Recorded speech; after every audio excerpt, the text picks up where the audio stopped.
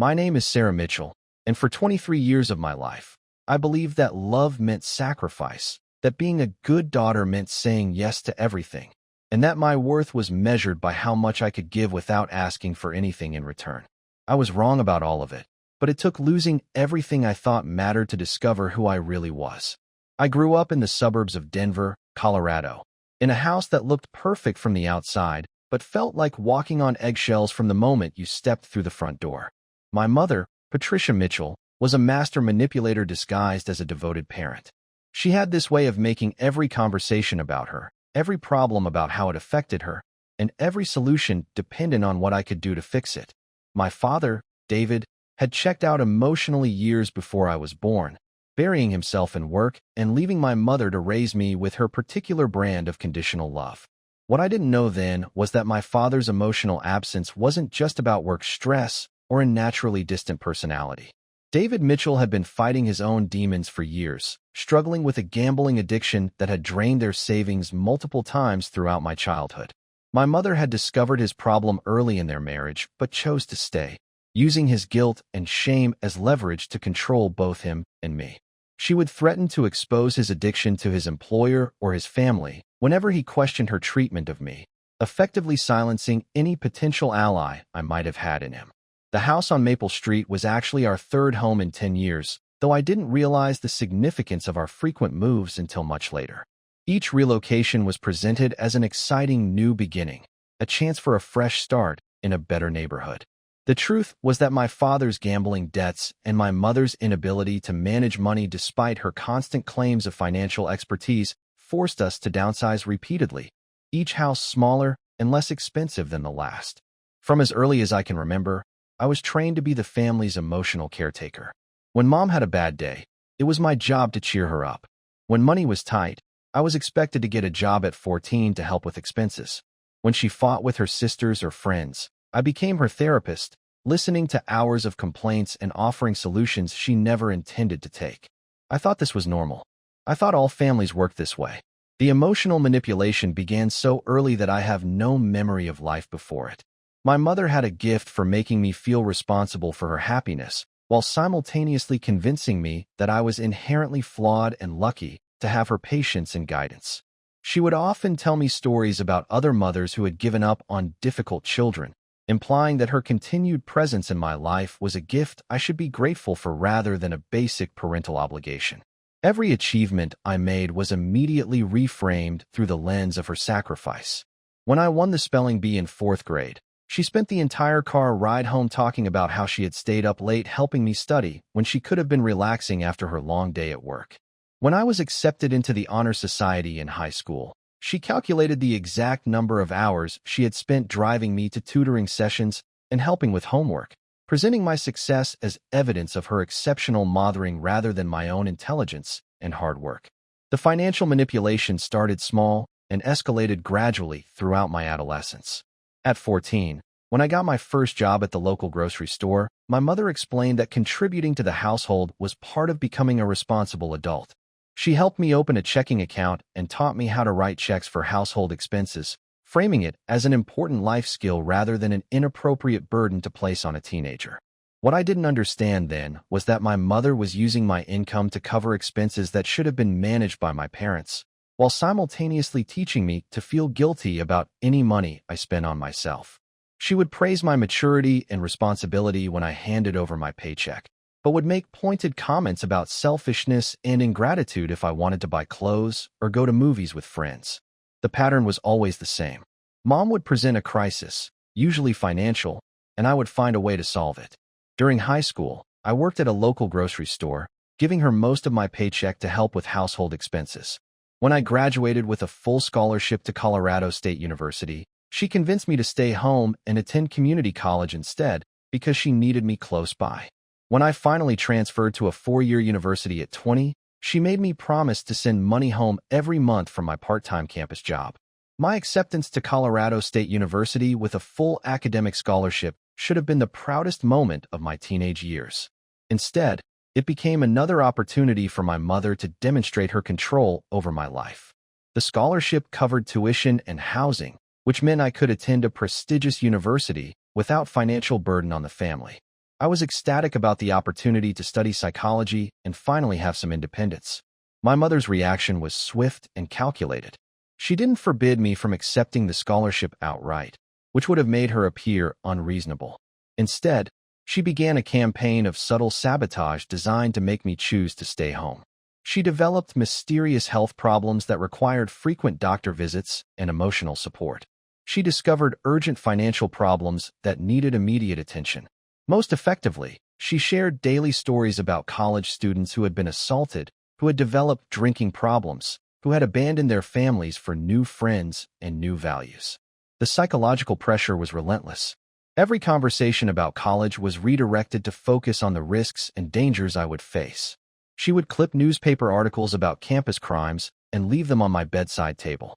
She would share stories from her friends about children who had gone away to college and never came home, who had become strangers to their families, who had forgotten where they came from, and who had raised them. Meanwhile, she presented community college as the sensible, mature choice. I could get the same education while remaining close to family, she argued. I could save money by living at home. I could help her through a difficult period in her life when she needed me most. The choice was presented as evidence of my character. Selfish daughters abandoned their families for the excitement of college life, while loving daughters chose family loyalty over personal ambition. I chose community college, convincing myself that I was making a mature, responsible decision. My friends were disappointed that I wouldn't be joining them at various universities, but I explained that I had family obligations and financial considerations that made staying home the practical choice. I told myself that I could always transfer later, that delaying my university experience by a year or two wouldn't matter in the long run. What I didn't anticipate was how effectively my mother would extend that delay indefinitely. Each semester brought new reasons why transferring wasn't feasible. My grades were excellent, but there were always family crises that required my continued presence at home. My mother's health problems multiplied, though they never quite resulted in definitive diagnoses. Her financial difficulties became more complex, requiring my constant assistance to navigate. By the time I was 20, I had completed 2 years of community college but felt no closer to independence than I had at 18. My original scholarship had expired, and the money I had saved from working was being steadily depleted by household contributions. My dreams of studying psychology at a major university seemed increasingly unrealistic, especially as my mother reminded me regularly that university graduates were struggling to find jobs, while I already had stable employment and a clear path to advancement at the grocery store. I majored in psychology, partly because I genuinely wanted to help people, but mostly because I had been practicing therapy on my mother for years. My professors praised my empathy and understanding of human behavior, but they had no idea I had learned these skills out of survival necessity. Every paper I wrote, every case study I analyzed, felt like looking in a mirror I was too afraid to fully acknowledge. When I finally did transfer to a 4-year university, it was only because my mother had discovered a new way to maintain control over my life from a distance. She had researched the financial aid available to transfer students and calculated exactly how much money I could borrow through student loans. She helped me apply for aid and assisted with the transfer application process, but her support came with conditions.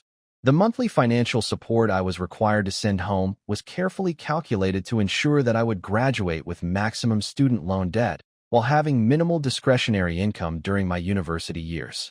My mother explained that this arrangement was fair because she was sacrificing my presence and assistance at home so that I could pursue my education. The least I could do was help maintain the household finances in my absence. My university experience was colored by constant financial stress and guilt about my family obligations. While my classmates were joining clubs, attending social events, and building friendships, I was working multiple part-time jobs to meet my financial obligations both to the university and to my mother. I told myself that this was character building, that I was learning valuable lessons about responsibility and sacrifice that would serve me well in adulthood. During my junior year, I met David Kim in my abnormal psychology class. He was everything my mother had trained me to avoid: independent, emotionally stable, and completely uninterested in being anyone's savior or project. When he asked me out for coffee after class, I almost said no because I knew my mother would find reasons to disapprove of him. She had sabotaged every relationship I had attempted, finding flaws in every boy I dated, and making me feel guilty for spending time away from family obligations. David was different from anyone I had ever dated, not because he was particularly unusual, but because he was refreshingly normal. He came from a stable, middle-class family where parents supported their children's independence rather than sabotaging it. His parents had encouraged him to attend university, helped him with application processes, and celebrated his achievements without calculating how those achievements could benefit them personally. Spending time with David was like visiting a foreign country where the customs and language were almost familiar but fundamentally different from what I had known. When he talked about his family, there were no dramatic crises, no financial emergencies, no emotional manipulation. His parents called to check on his well-being, not to assign him new responsibilities. They sent care packages and encouraging notes rather than bills and guilt trips. David was patient with my complicated schedule and my constant need to check in with my mother. He listened when I explained that I had to go home every weekend to help with household tasks, that I couldn't stay out late because my mother worried, that I couldn't commit to plans because my mother might need me. He never criticized my family dynamic directly, but I could see the concern in his eyes when I would cancel dates at the last minute because of some emergency at home. The contrast between David's family relationships and my own became more apparent as our relationship developed. When he mentioned casual conversations with his parents about his classes, his friends, or his future plans, I realized that I couldn't remember ever having such relaxed discussions with my mother. Every conversation with her was either a crisis management session or a performance where I had to prove my continued loyalty and gratitude. David's friends welcomed me into their social circle without drama or conditions. They included me in group activities, remembered details about my interests, and treated me as an individual rather than as an extension of someone else. I had never experienced friendship without underlying power dynamics or hidden agendas, and the simplicity of these relationships was both refreshing and terrifying. After 6 months of dating, David finally asked the question I had been dreading. "Sarah, do you want to come home with me for Christmas? My parents are excited to meet you." The invitation filled me with a mixture of joy and terror. I wanted nothing more than to spend the holidays with David's warm, functional family, but I knew my mother would never allow it. Christmas was sacred in our house, not because of religious reasons, but because it was the one time of year when my mother demanded absolute devotion from me. The Christmas tradition in our family was elaborate and exhausting. My mother began planning in October, creating detailed lists of decorations, meals, and activities that required weeks of preparation. I was expected to take time off from work and school to help with shopping, cooking, decorating, and entertaining relatives who visited throughout the holiday season.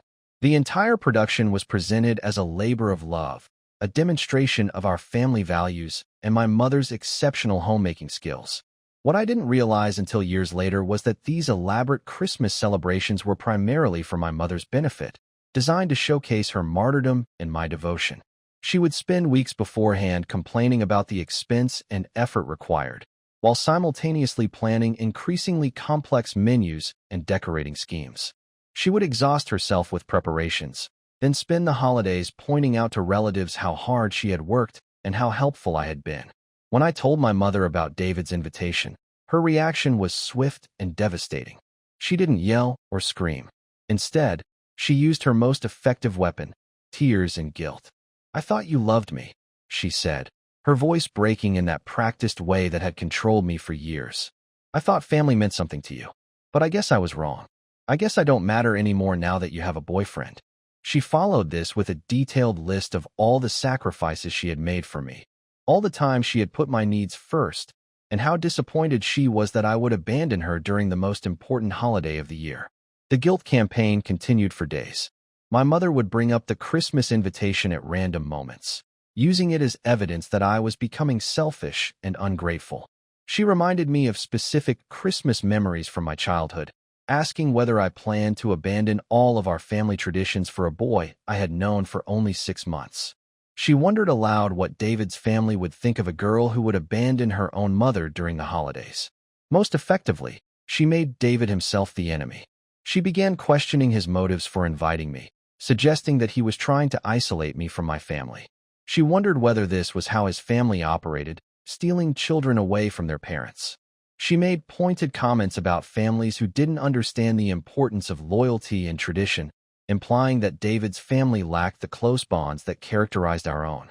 I chose my mother over David, canceling our Christmas plans and spending the holidays at home, pretending to be happy while my mother made passive-aggressive comments about selfish daughters and ungrateful children.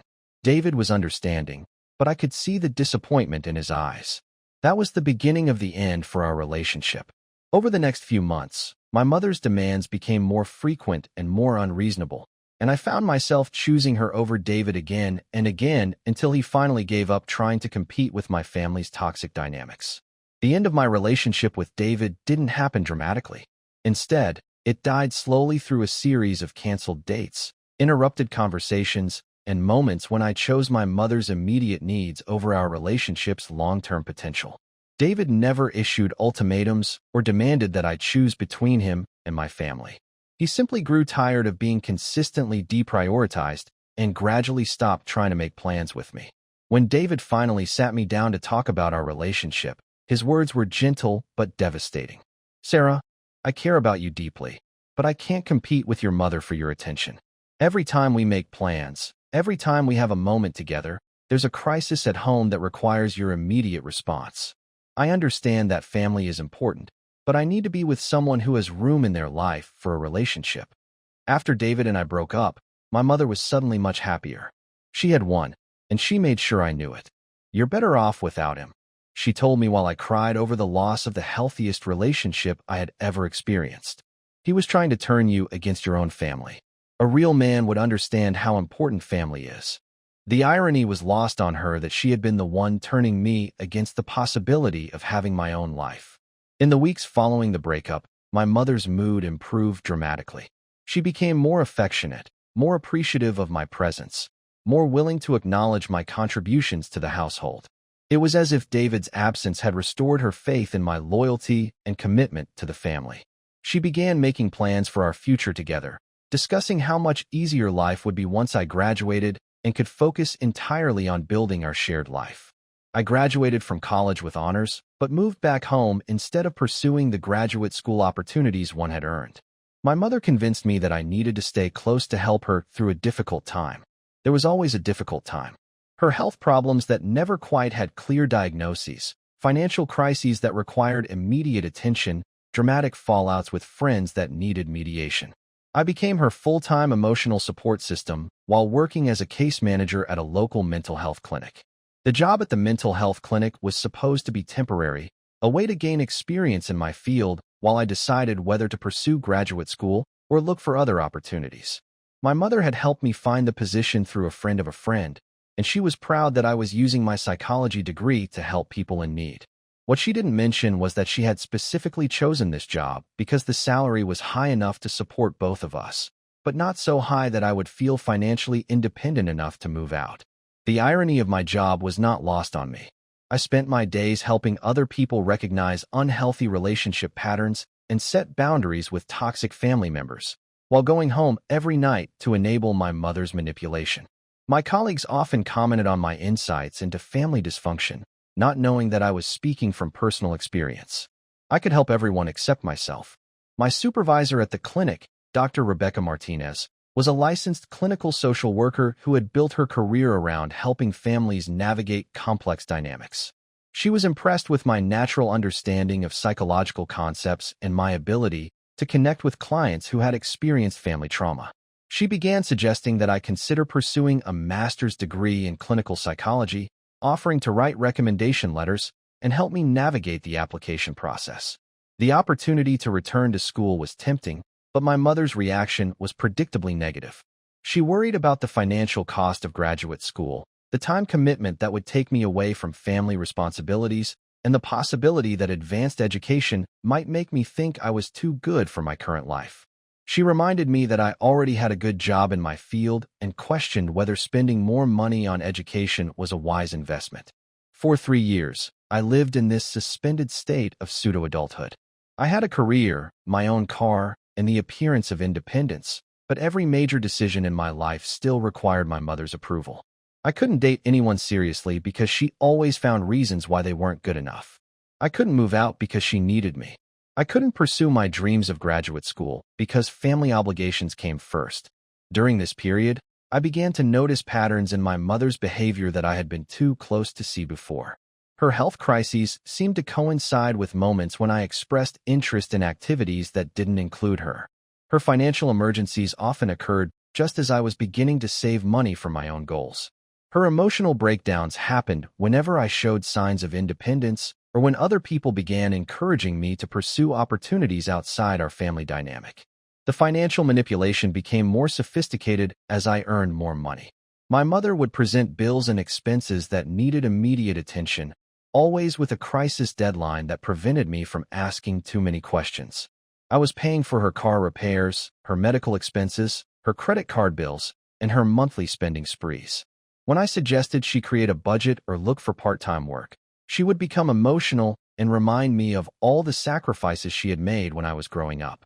What I didn't realize was that my mother had become skilled at creating financial emergencies that would absorb any excess income one might accumulate. She had studied my pay schedule and spending habits, timing her crises to coincide with my paydays and planning expenses that would prevent me from building any significant savings. She understood that financial independence was the first step toward other forms of independence, and she was determined to prevent me from achieving it. My savings account, which should have been growing with my steady income, remained nearly empty. Every time I accumulated a few $1,000s, some emergency would arise that required my immediate financial intervention. I began to suspect that these emergencies were timed to coincide with my paydays, but I pushed these thoughts away because questioning my mother's honesty felt like betraying the one person who had always been there for me. The most frustrating aspect of this financial cycle was that my mother was genuinely convincing in her presentation of each crisis. She would research prices, gather quotes from contractors, and present detailed explanations of why immediate action was necessary. She had a gift for making complex financial situations seem both urgent and manageable with just a little help from me. I rarely thought to question the validity of her claims because she presented them so professionally and because I trusted her completely. Meanwhile, I watched my coworkers and friends making progress in their lives that I envied but couldn't seem to achieve myself. They were buying houses, pursuing advanced degrees, traveling, and building relationships that didn't require constant sacrifice. When I tried to discuss my frustrations with my mother, she would remind me that other people had different circumstances and that I should be grateful for the close family bond we shared. The turning point came during what was supposed to be the happiest moment of my career. At 26, I was offered a promotion to supervisor at the mental health clinic, along with a significant salary increase and the opportunity to pursue my master's degree part-time, with the company paying for half of my tuition. I was ecstatic about the opportunity and couldn't wait to share the news with my mother. The promotion represented everything I had been working toward since graduating from college. It was recognition of my skills and dedication, validation that I was capable of advancing in my chosen field, and most importantly, it provided the financial means to pursue graduate education while maintaining my independence. For the first time in years, I felt like I was moving forward rather than treading water. Her reaction was not what I expected. Instead of congratulations, she immediately began calculating how much more money I would be able to contribute to household expenses. "This is perfect timing," she said, barely acknowledging my professional achievement.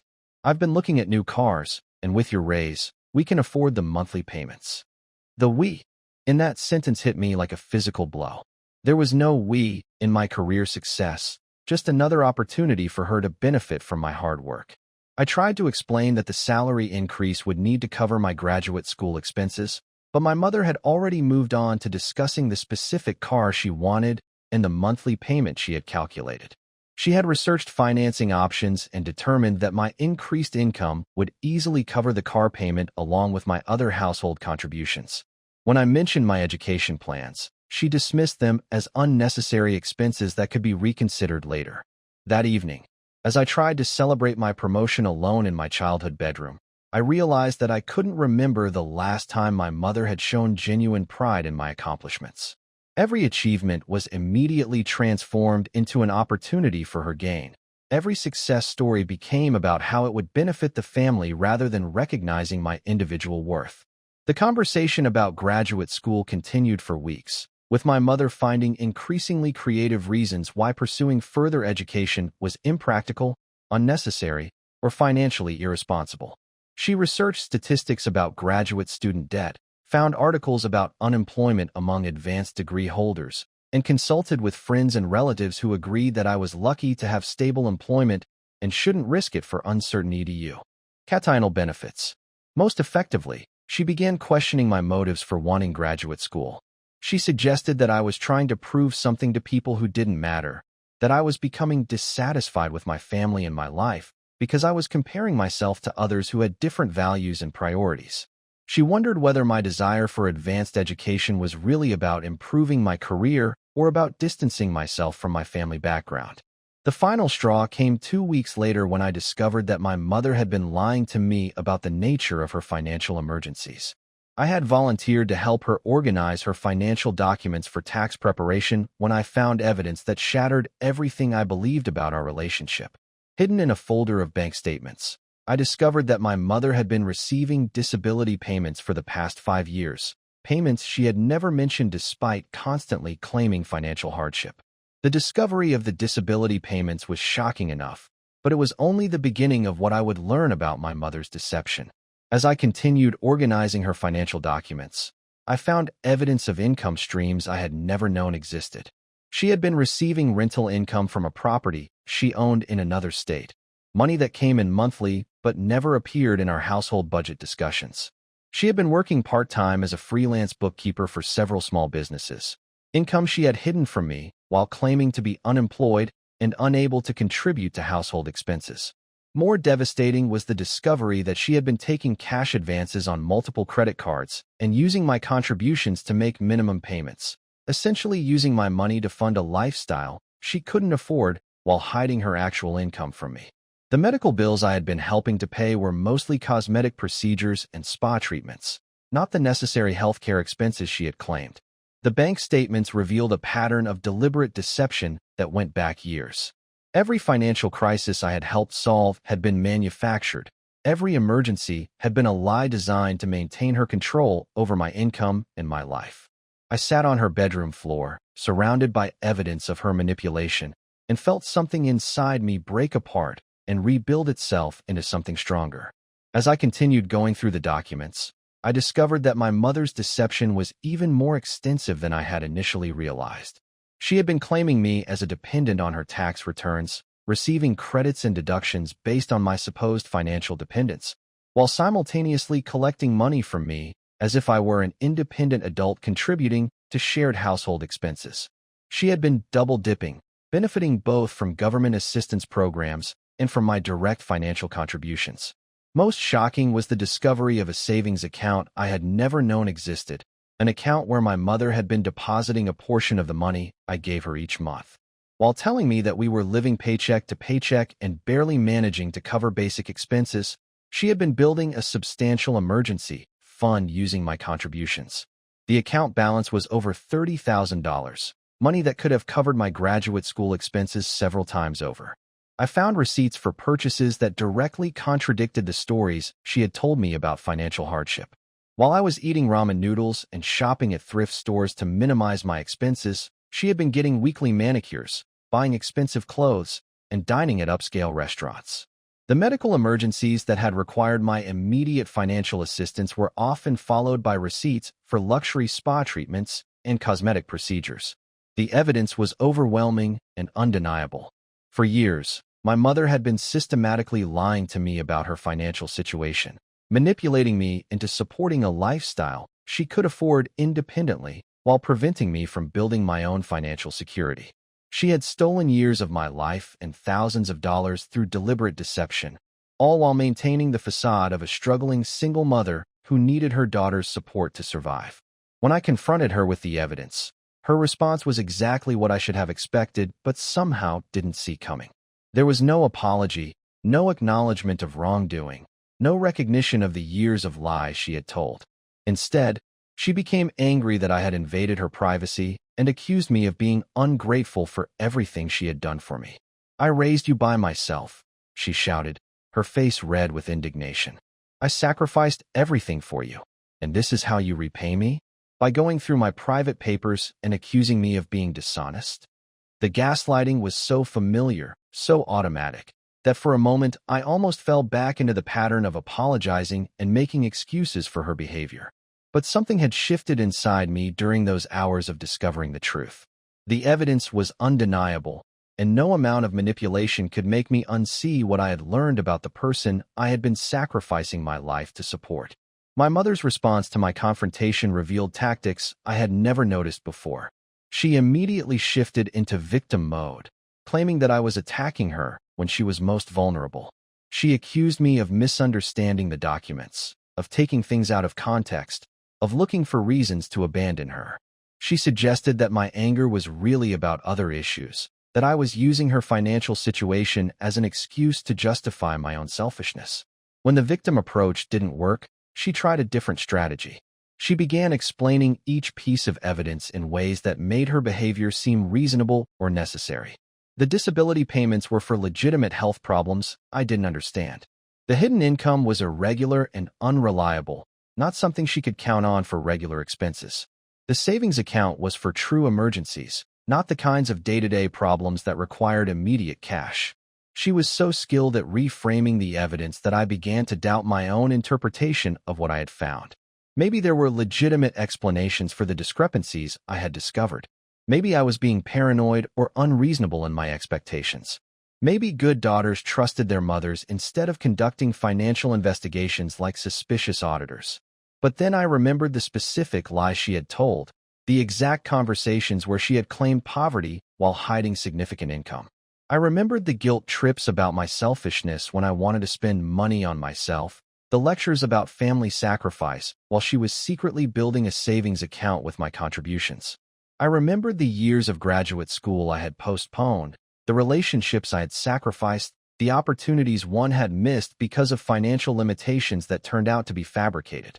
"You've been lying to me for years," I said, my voice steadier than I felt. "You've been taking my money under false pretenses while hiding your own income. You've prevented me from building my own life by creating fake emergencies that required my constant attention. This isn't love, Mom. This is financial and emotional abuse." The word abuse seemed to trigger something in her that I had never seen before. Her mask of victimhood slipped, and for the first time in my life, I saw the calculated manipulation behind her tears. "How dare you use that word?" she hissed. "After everything I've given you, everything I've done for you. You want to call me abusive? You're pathetic, Sarah. You're weak and ungrateful, and you'll never make it in the real world without me." That final statement revealed the truth that had been hidden beneath years of manipulation. My mother didn't want me to succeed independently because my success would threaten her control.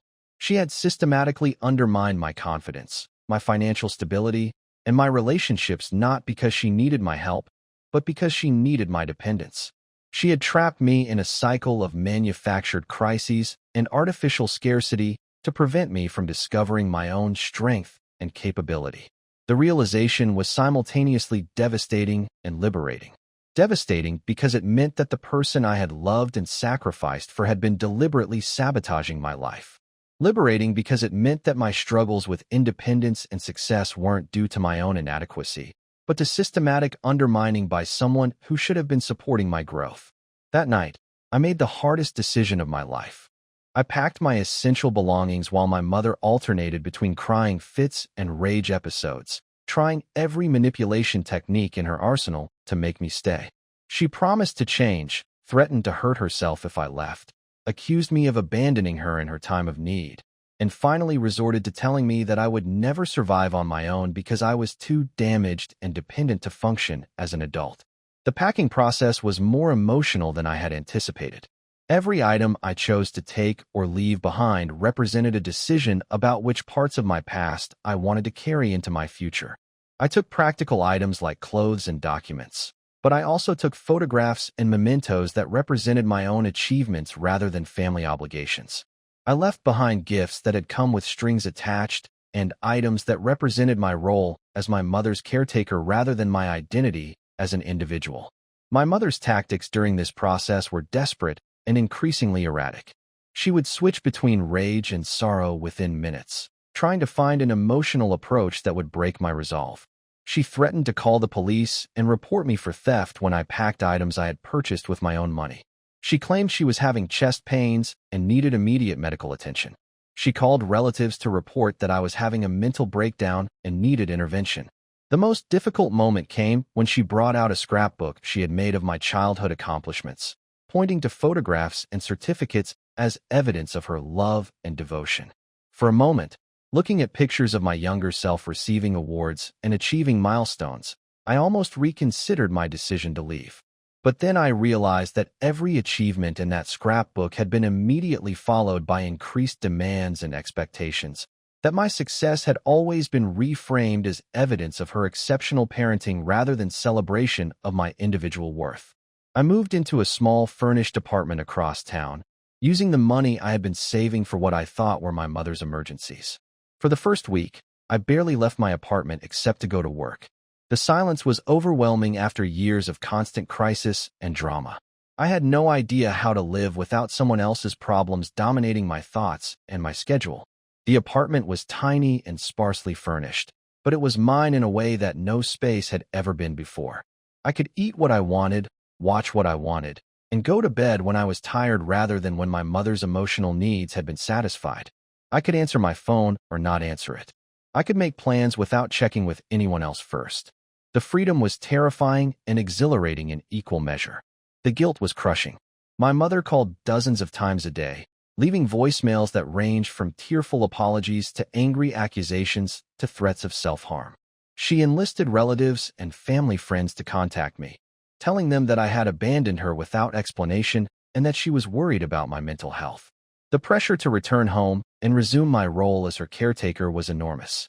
The flying monkeys, as I later learned to call them, were relentless in their attempts to guilt me back into compliance. Aunts who had never shown interest in my life suddenly called to express concern about my decision to abandon my mother. Family friends who had witnessed years of my sacrifice now questioned my loyalty and gratitude. Cousins who had their own complicated relationships with their parents nonetheless felt qualified to lecture me about family obligations. Each conversation with these well-meaning relatives followed the same pattern. They would express concern for my mother's well-being, remind me of her sacrifices during my childhood, and suggest that I was making a mistake that I would later regret. They painted my mother as a tragic figure who had devoted her life to raising me, only to be abandoned when she needed me most. They couldn't see, or chose not to see, the manipulation and control that had characterized our relationship. The most difficult calls came from my father, who had remained largely silent during my childhood but now emerged as my mother's advocate. He had never protected me from her manipulation, had never questioned her treatment of me, had never offered me the emotional support that might have helped me recognize the dysfunction earlier. But now he called to tell me that I was breaking his wife's heart, that I was destroying the family, that I needed to come home and work things out. My father's sudden involvement in family dynamics revealed another layer of dysfunction I had never fully understood. His emotional absence during my childhood hadn't been just about his own problems. It had been a calculated strategy to avoid confronting my mother's behavior while still benefiting from it. He had allowed her to manipulate and control me because it kept her focused on me rather than on his own failures and shortcomings. 3 weeks after I moved out, my mother showed up at my workplace during my lunch break. She had lost weight and looked genuinely distressed, which triggered all of my deeply programmed responses to take care of her. "I'm lost without you," she said, tears streaming down her face. "I don't know how to manage without your help. Please come home. We can work through this together." For a moment, I almost gave in. The sight of her apparent suffering activated every protective instinct I had developed over the years.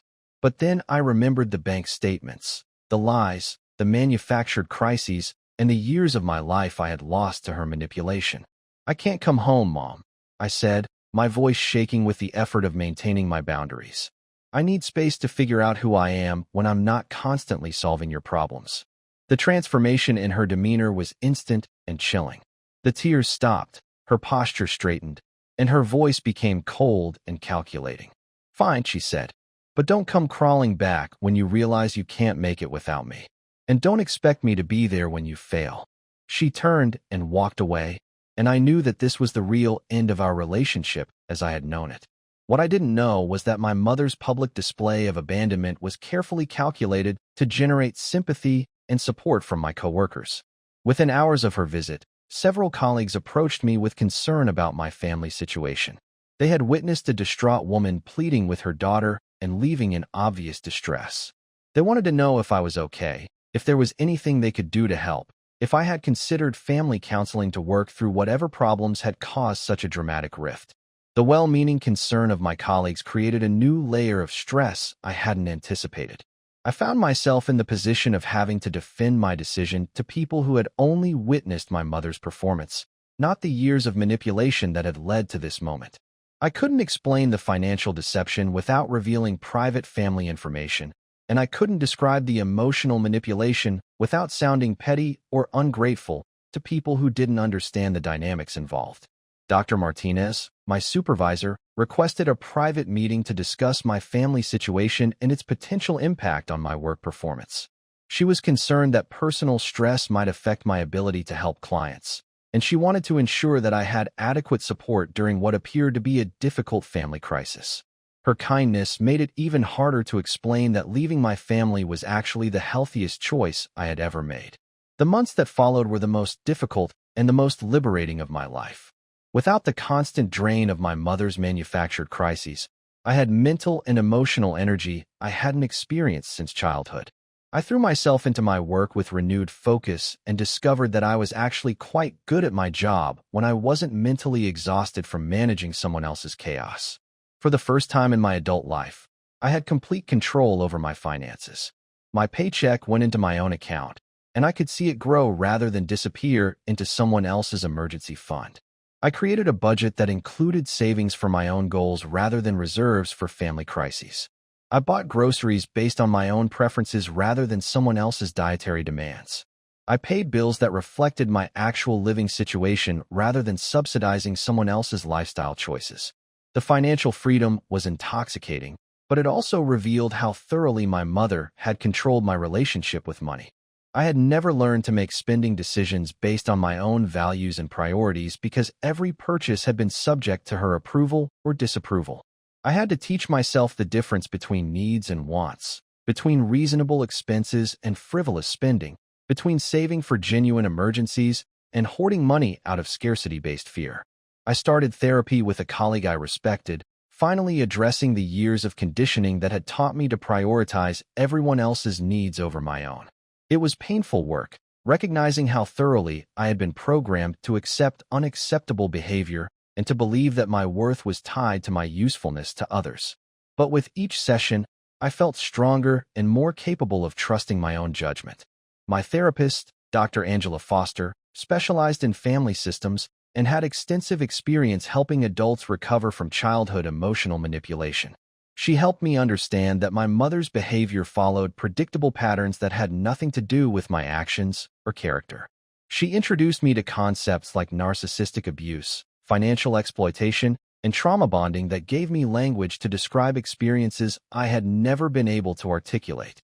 The therapy process was more challenging than I had expected because it required me to confront not just my mother's behavior, but my own role in maintaining the dysfunctional dynamic. I had to acknowledge that I had been an active participant in my own exploitation, making choices that enabled my mother's manipulation even when part of me recognized that something was wrong. This realization brought guilt and shame that took months to work through. Dr. Foster helped me understand that recognizing my participation didn't mean accepting blame for my mother's choices. Children and young adults who grow up with manipulative parents develop survival strategies that may not serve them well in healthier relationships. But these strategies represent adaptive responses to toxic environments rather than character flaws or personal weaknesses. One of the most difficult aspects of therapy was learning to trust my own perceptions and emotions. Years of gaslighting had taught me to doubt my instincts and to defer to my mother's interpretation of events. I had to relearn how to recognize my own feelings, validate my own experiences, and make decisions based on my own values rather than someone else's expectations. My social life, which had been non-existent during the years of caretaking my mother, slowly began to develop. Colleagues who had tried to include me in social activities were surprised when I started accepting invitations to dinners and weekend events. I discovered that I actually enjoyed socializing when I wasn't constantly worried about getting home to handle some crisis. The process of building friendships as an adult was more complicated than I had anticipated. I had to learn how to engage in reciprocal relationships where both people contributed and both people benefited. I had to overcome the tendency to either give too much or take too little, to either overwhelm people with my helpfulness or maintain such strict boundaries that genuine intimacy was impossible. Some potential friendships didn't work out because I was attracted to people who reminded me of my mother, people who were dramatic, demanding, or emotionally unstable in ways that felt familiar. I had to learn to recognize the difference between chemistry based on shared interests and values versus chemistry based on familiar dysfunction. It took time to appreciate stability and consistency over excitement and intensity. 6 months after leaving home, I enrolled in the graduate program I had been postponing for years.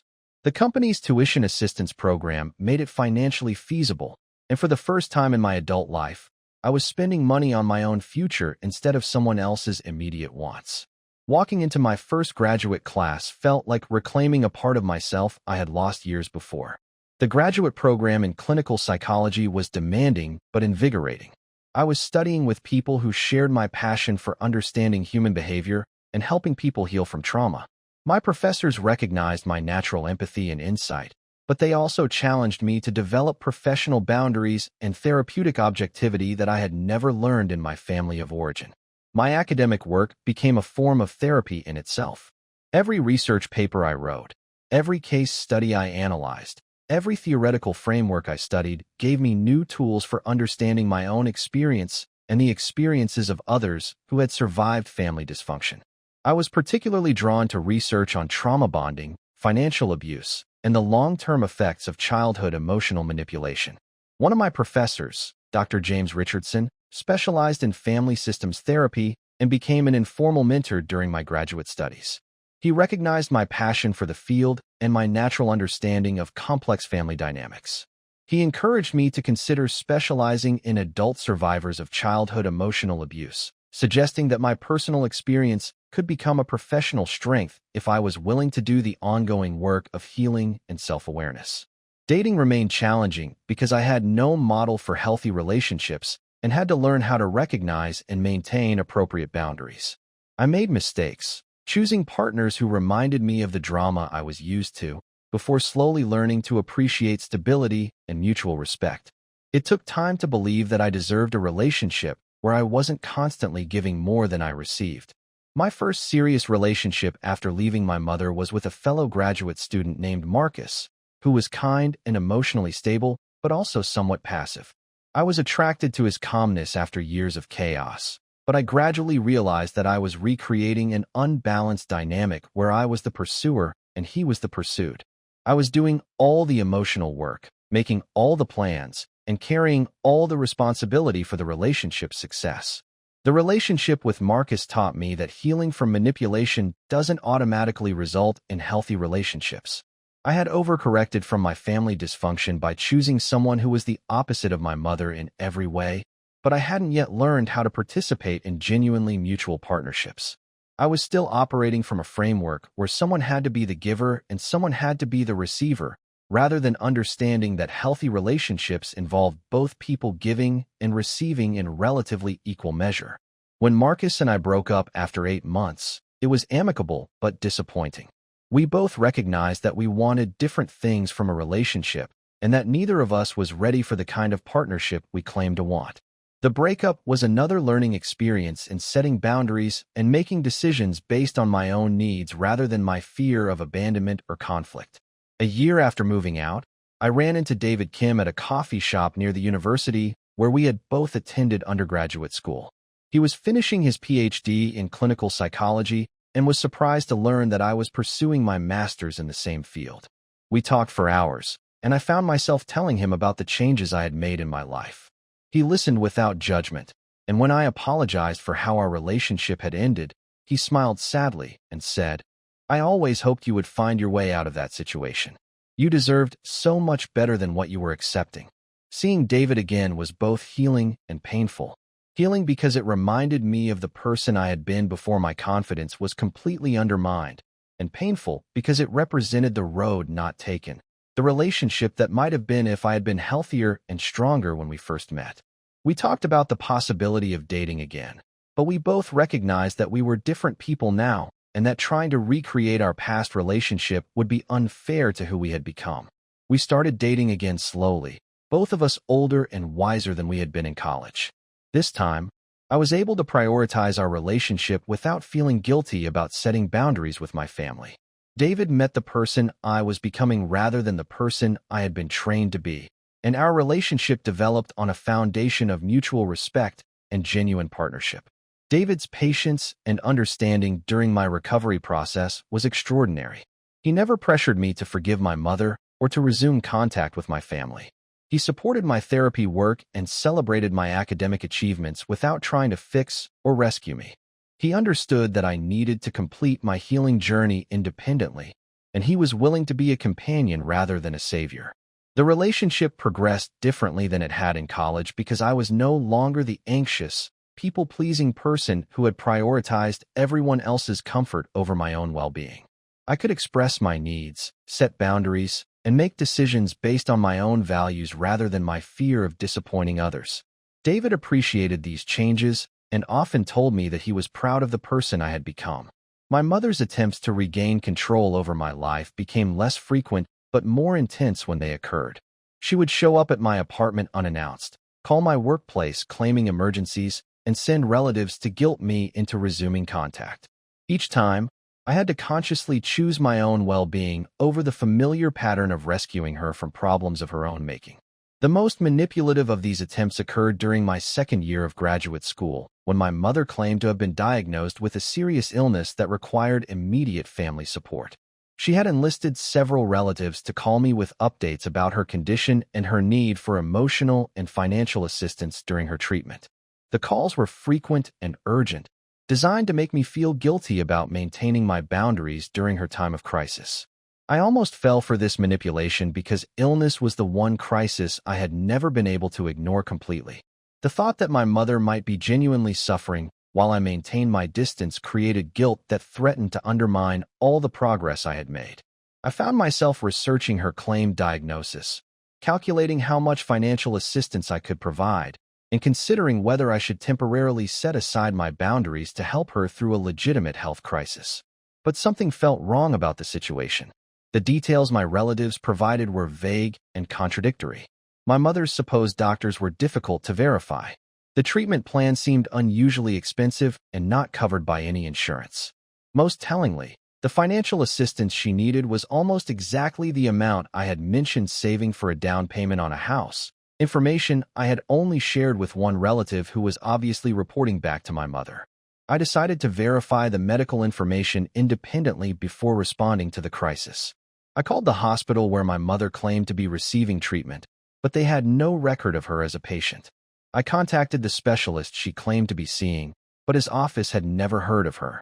I spoke with her primary care physician, who confirmed that she had not been diagnosed with any serious illness and had not been referred for the treatment she was claiming to need. The discovery that my mother had fabricated a serious illness to manipulate me back into financial and emotional dependence was devastating, but also liberating. It confirmed that no crisis she presented could be trusted, that no emergency she claimed was beyond her willingness to manufacture for her own purposes. It also demonstrated that she was willing to exploit my compassion and my fear of losing her to maintain control over my life. When I confronted the relatives who had been contacting me about my mother's illness, their responses revealed another layer of family dysfunction I had never fully understood. Some of them had been knowingly participating in the deception, understanding that my mother was lying but believing that the ends justified the means. Others had been manipulated just as I had been, accepting my mother's claims without verification and sincerely believing they were helping a family member in crisis. The most difficult moment came 2 years after I moved out when my mother was hospitalized after what appeared to be a suicide attempt. Every family member called to tell me that I needed to come to the hospital, that my mother was asking for me, that this was my fault for abandoning her when she needed me most. The guilt was overwhelming, and I almost broke my commitment to maintaining boundaries. The suicide attempt was particularly manipulative because it exploited my professional knowledge about mental health and my ethical obligation to take threats of self-harm seriously. As someone working in the mental health field, I understood that suicide attempts should never be dismissed or minimized, regardless of the relationship dynamics involved. My mother knew that my professional training would make it difficult for me to maintain boundaries when she was in psychiatric crisis. Instead, I called my therapist and talked through the situation. Together, we identified that this crisis followed the same pattern as all the others, a dramatic event designed to force me back into the caretaker role. I visited my mother in the hospital once, long enough to confirm that she was receiving appropriate medical care, but I didn't resume the role of her primary emotional support system. During that brief hospital visit, my mother made one last attempt to manipulate me back into compliance. "I could have died," she said, her voice weak and pitiful, "and you wouldn't have even cared. I raised you to be better than this, Sarah. I raised you to care about family." I looked at her lying in the hospital bed, and instead of feeling the familiar surge of guilt and responsibility, I felt something I had never experienced before: clarity. The hospital's setting revealed aspects of my mother's behavior that I had never noticed before. Even in psychiatric crisis, she was performing for an audience, adjusting her presentation based on who was in the room and what reaction she wanted to elicit. With the medical staff, she was cooperative and grateful. With family members, she was tragic and suffering. With me, she was accusatory and manipulative. I watched her interact with the psychiatric social worker and recognized techniques she had used on me for years: the selective presentation of information, the emphasis on other people's failures and her own victimhood, the careful omission of details that might complicate her narrative. She was skilled at making herself appear sympathetic while casting me as the ungrateful daughter who had abandoned her in her time of need. "You raised me to take care of you," I replied calmly. "But that's not the same thing as caring about family. Caring about family means wanting each other to be healthy and independent. It means celebrating each other's successes instead of using them for personal gain. It means being honest instead of manufacturing crises to maintain control." I kissed her forehead and left, knowing that I had finally said what needed to be said. The hospital social worker called me the next day to discuss my mother's discharge plan and ongoing care needs. She was surprised when I declined to participate in my mother's treatment planning or to provide the level of family support that was typically expected in such situations. I explained that I was not able to serve as my mother's primary support person due to the history of our relationship, but that I would provide the contact information for other family members who might be willing to assist. This conversation was another turning point in my recovery because it was the first time I had stated my boundaries to a professional who was trained to assess family dynamics.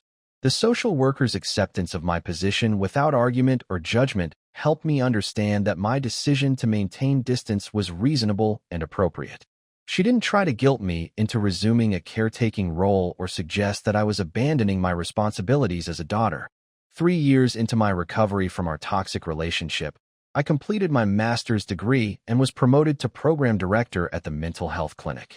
My thesis research focused on family systems and financial abuse, drawing from both my professional experience and my personal journey.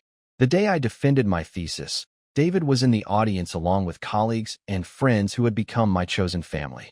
The thesis defense was particularly meaningful because it represented the integration of my personal experience with my professional knowledge.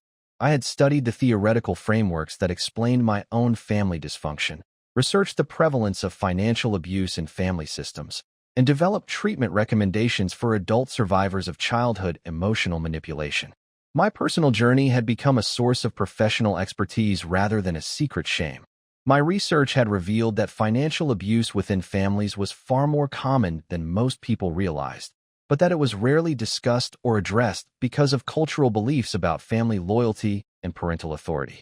Adult children who were being financially exploited by parents often blamed themselves for the dysfunction, believing that they were ungrateful or selfish for questioning their family's financial arrangements. The committee members who evaluated my thesis were impressed with the depth of my analysis and the practical applications of my research. Several professors suggested that I consider pursuing a doctorate and continuing my research in this area. One committee member noted that my combination of theoretical knowledge and personal insight made me particularly well-suited to work with this population of clients. My mother did not attend my graduation, but her absence felt like freedom rather than abandonment. I had learned that love is not measured by how much you sacrifice, but by how much you grow. I had discovered that my worth was not tied to my usefulness to others, but to my own integrity and choices.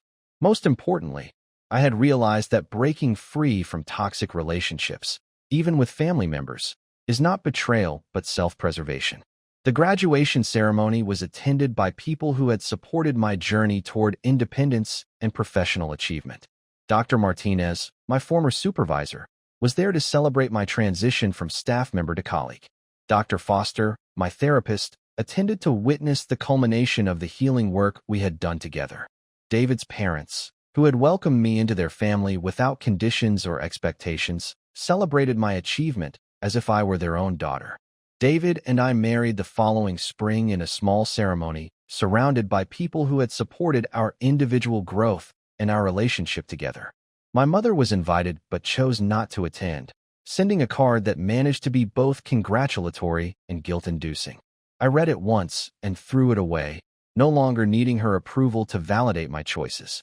Our wedding was everything I had dreamed of but never thought I deserved. A celebration of partnership rather than dependence, surrounded by people who wanted the best for both of us individually and as a couple.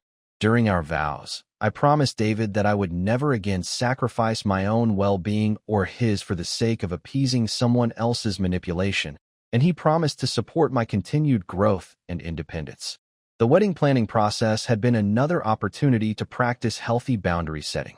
My mother had attempted to insert herself into the planning process through relatives and mutual friends, offering opinions about venues, guest lists, and ceremony details.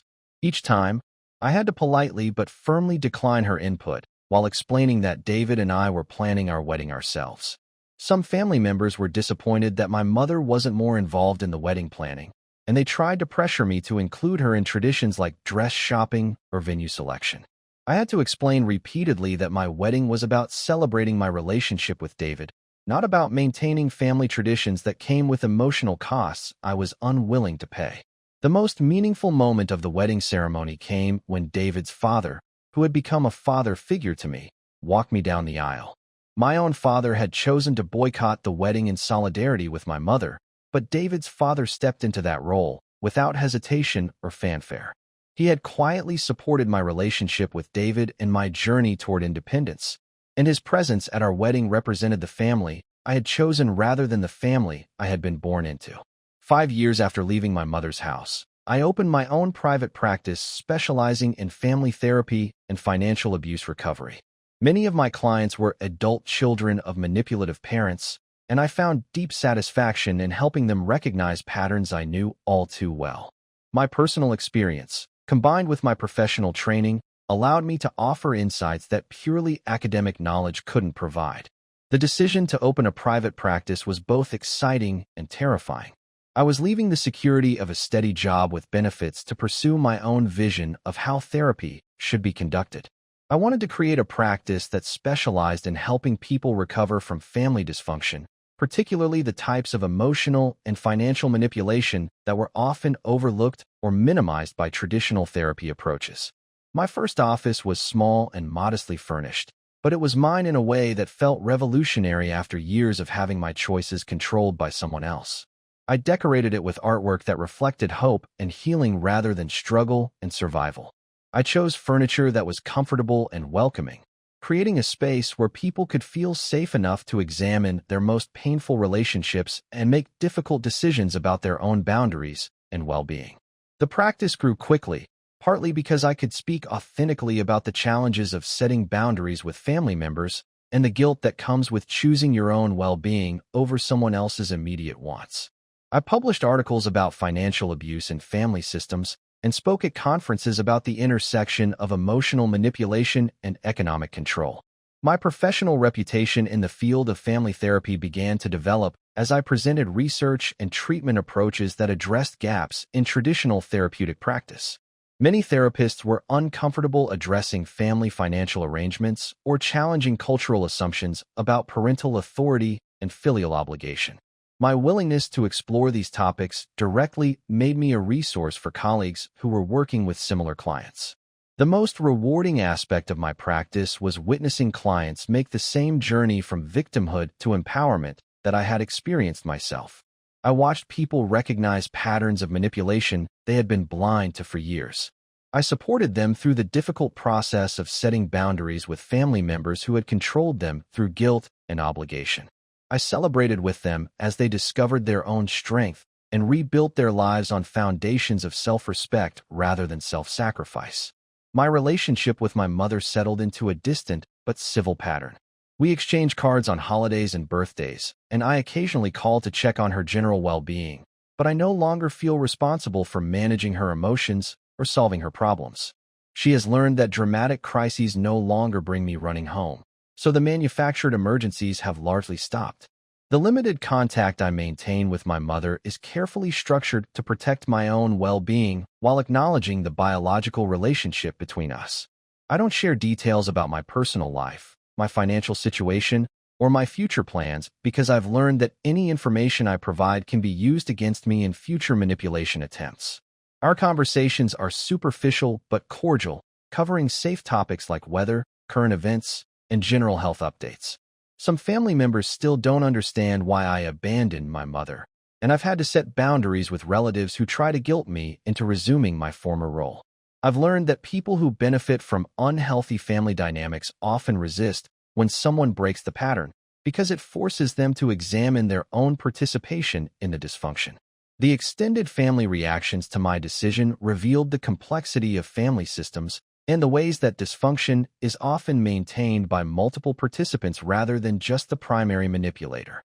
Some relatives genuinely believed that I was being selfish and ungrateful, unable to see past cultural narratives about family loyalty to recognize the manipulation involved. Others were uncomfortable with my independence because it highlighted their own failure to set appropriate boundaries with my mother.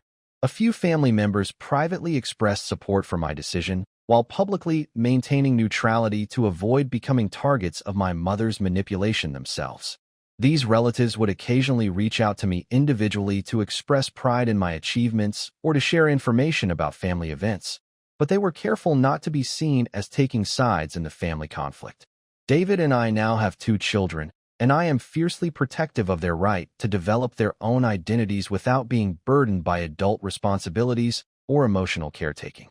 I watch for signs that I might be repeating patterns from my own childhood, and I work hard to model healthy boundaries and appropriate parent-child relationships. Parenting has been another opportunity to heal from my own childhood experiences while creating something better for the next generation. I am conscious of allowing my children to have their own emotions without requiring them to manage mine. I celebrate their achievements without calculating how those achievements benefit me. I support their independence rather than undermining it, and I encourage them to trust their own judgment rather than requiring my approval for every decision. The most challenging aspect of parenting has been learning to provide appropriate guidance and structure without becoming controlling or manipulative. I have to constantly examine my motives when setting rules or offering advice, ensuring that I'm acting in my children's best interests rather than trying to manage my own anxiety or need for control. My mother is a grandmother to our children, but she sees them only during supervised visits and has no role in their daily lives or major decisions. I've explained to her that she is welcome to be part of our family as long as she respects the boundaries I've established, but that my children's well-being will always take priority over her comfort or preferences.